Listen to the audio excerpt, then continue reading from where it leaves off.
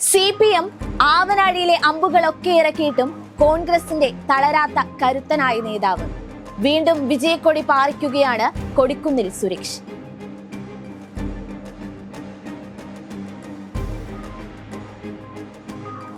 UDFന് വേണ്ടി നിയമസഭയിലേക്കും ഇപ്പോൾ ലോക്സഭയിലേക്കും ശക്തമായ മത്സരം നടക്കുന്ന മണ്ഡലമായാണ് മാവേലിക്കരയെ തെരഞ്ഞെടുപ്പ് വിശകലന വിദഗ്ധർ കാണുന്നതും. പതിറ്റാണ്ടുകളായി മണ്ഡലവുമായുള്ള ബന്ധം തന്നെയായിരുന്നു കോൺഗ്രസിന്റെയും കൊടിക്കുന്നിലിന്റെയും ആത്മവിശ്വാസം. പതിവ് മുഖം കണ്ടു മടുത്തവർ മാറ്റത്തിനായി വോട്ട് ചെയ്യുമെന്ന LDF പ്രതീക്ഷ തകർന്നടിയുകയാണ് കൊടിക്കുന്നിലിന്റെ വിജയത്തിലൂടെ.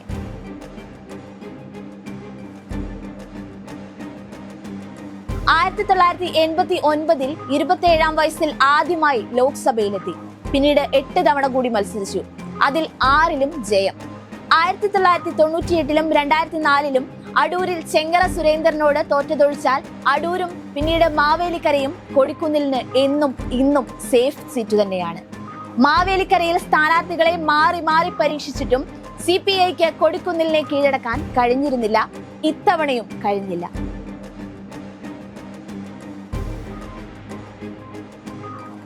2019-ൽ CPIയിലെ ചിറ്റയം ഗോപകുമാറിനെ 61,138 വോട്ടിന് തോൽപ്പിച്ചാണ് കൊടിക്കുന്നിൽ 7-ാം തവണ ലോക്സഭയിലെത്തിയത്.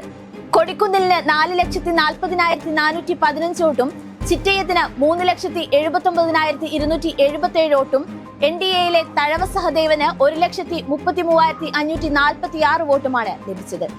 കൊടിക്കുന്നിൽ സുരേഷ് MP ആയ ശേഷം മണ്ഡലത്തിൽ വികസനമൊന്നും നടന്നില്ല എന്നാണ് LDF പ്രധാനമായും വോട്ടർമാരോട് പറഞ്ഞിരുന്നത്. എന്നാൽ ജനങ്ങൾ തിരിച്ചറിഞ്ഞ വികസനത്തിന്റെ മറുപടി കൂടിയാണ് ഈ വിജയം.